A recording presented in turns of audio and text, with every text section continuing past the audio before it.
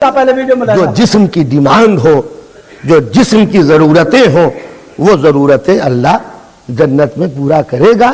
اب by the وے ایک بات مومنین کہتے ہیں، کہنی نہیں چاہیے ممبر پہ، مگر میں نہیں چاہتا کہ کسی نوجوان کے ذہن میں کوئی شبہ رہ جائے۔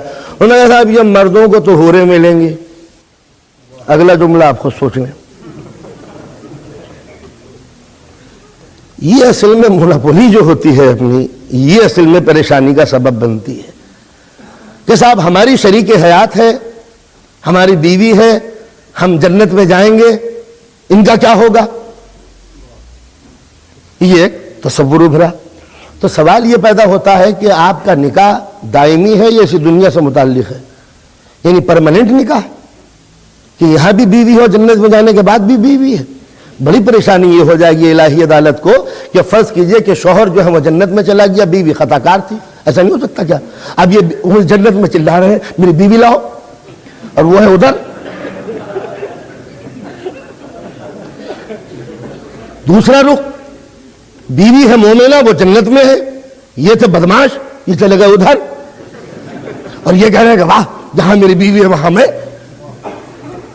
تو لہٰذا یہ رشتہ جو ہے نکاح کا، یہ جب تک ہے جب تک کہ سانس باقی ہے۔ ادھر سانس قطع ہوئی، عدے کا دن تمام ہوئے، نہ آپ اس کے شوہر ہیں نہ وہ آپ کی بیوی ہے۔ لہٰذا ہر مومن یہ سمجھ لے۔ لیکن ہر قانون کے اندر ایک نہ ایک تو بیک ڈور ہوتا ہے۔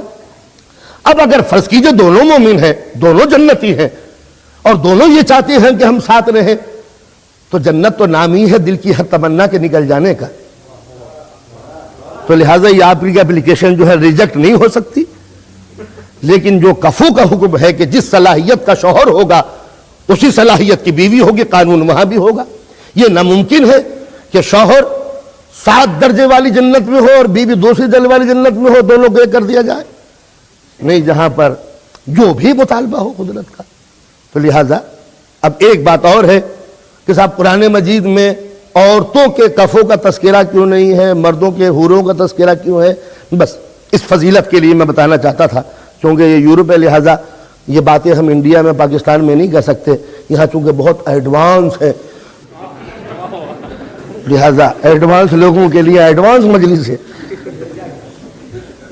یہ عورت کی عزت اور شرافت کا قرآن نے سب سے بڑا ثبوت دیا ہے۔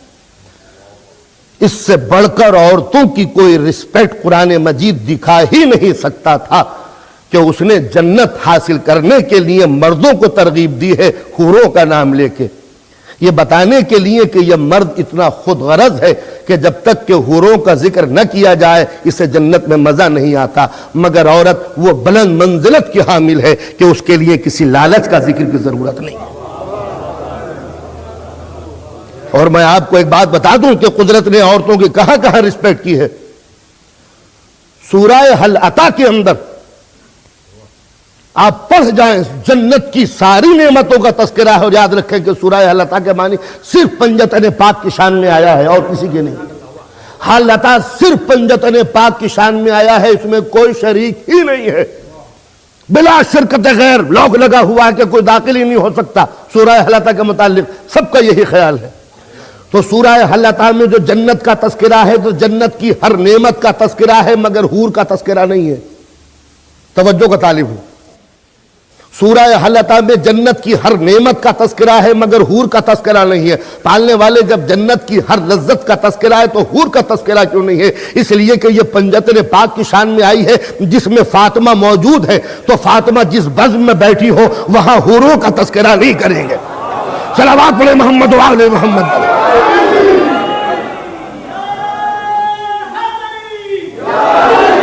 ایک مرتبہ باواز بلند صلوات پڑھیں محمد و آل محمد۔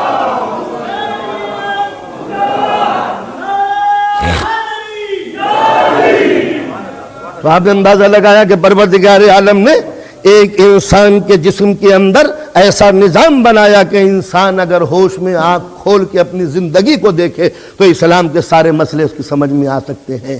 تو خدا لم یلد ولم یولد، نہ وہ کسی سے پیدا ہوا ہے نہ وہ کسی اس سے کوئی پیدا ہوا ہے، بالکل اسی طرح کہ روح کا نہ کوئی باپ ہے، روح کا نہ کوئی بیٹا ہے۔ रूह ना छोटी हो सकती है ना रूह बड़ी हो सकती है, रूह के ना कोई शरीक हयात है ना रूह की जिंदगी के लिए किसी साथी की जरूरत है। जब एक जिस्म के अंदर एक रूह की मिसाल ली जा सकती है तो पूरी कायनात में खुदा का तसव्वुर क्यों पेश नहीं किया जा सकता। आप जरा अंदाजा मुलाजा फरमाइए कि रूह के हाथ में ये पूरा निजाम जिस्मानी है। आपने ग़िज़ा खाई, ग़िज़ा बेदे में पहुंची, तब्दील हुई, ब्लड बना, खून महफूज हुआ। अब ये रूह का काम है कि दिमाग को ऑर्डर दे कि तुम डिस्ट्रीब्यूट करो। इंसाफ से बताइए, खून का खजाना है मगर ये रूह का निजाम अदालत है कि हर चीज को उतना ही मिल रहा है जितनी उसको जरूरत हो। बालों को सियाही, दांतों को सफेदी, निगाहों के अंदर रोशनी, कान में सुनने की ताकत, नाखून में बढ़ने की ताकत, जिस्म में तवानाइयां, जिगर को खून, वो सारी चीजें डिस्ट्रीब्यूट होती चली जा रही है। मालूम होता है कि छोटी सी दुनिया के अंदर किस कदर जस्टिस है, किस कदर इंसाफ है, किस कदर अदालत है। मालूम हुआ कि जो निजाम रूह के हाथों में होता है वहां अदालत होती है, तो जो निजाम खुदा के हाथों में होगा वो अदल क्यों ना होगा।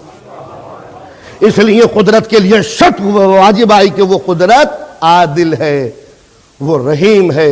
बताओ रूह जालिम है जिस्म पर या रहीम? वो करीम है, बताओ रूह करीम है या गैर करीम? वो सत्तार है, ऐबों को छुपाने वाली, बताओ कि न जाने कितने ऐब है जिसको ये रूह छुपाए हुए है। वरना अगर कोई बदमाश है तो लिख दिया जाता कि ये बदमाश है, कोई गासिब है तो लिख दिया जाता कि ये गासिब है, कोई चोर है तो लिख दिया जाता कि ये चोर है। मगर इंसान जुर्म करता है, रूह छुपा लेती है। इसी तरह जैसे इंसान जुर्म करता है खुदा छुपा लेता है। तो जब वो कायनात में सत्तार है, ये रूह में सत्तार है। वो कायनात में रहीम है, ये रूह में रहीम है। राज़िक़ उसने किस चीज को रिस्क मुहैया नहीं किया। तो जब रूह राजी हो सकती है इस छोटे से निजाम जिस्मानी में और किसी को शिकवा नहीं होता, तो अंदाजा लगाइए कि वो किसको रिस्क नहीं पहुंचाता। हर जानवर, किसी जानवर को यह गिला नहीं होगा कि मैं भूखा मर गया। आपने गौर नहीं किया मैंने क्या बात कह दी। कबूतर रात दिन आप देखते हैं, ये किसी कबूतर को देखा कि बहुत दुबला पतला है, किसी कबूतर को बहुत जाड़ा है, बहुत मोटा है, किसी डाइटिंग की जरूरत हो। मालूम हुआ कि जो नेचर के कंट्रोल में पड़ते हैं इक्वल वेट होता है। किसी जंगल में चले जाइए, जिनको नेचर कंट्रोल करती है, रिस्क देती है, वो एक साइज के। हाँ, जो कबूतर, जो जानवर आप पालते हैं वो बेचारा वो मर जाता है। क्यों? इसलिए कि अब आदिल के हाथ से हटके जालिम के कब्जे में आ गया है। मौला कायनात फरमाते हैं कि इस दुनिया में हर इंसान का रिस्क है, इस दुनिया में हर इंसान का रिस्क है। अब अगर कोई भूखा सो रहा है तो समझ लो किसी जालिम ने उसका हक मार लिया है।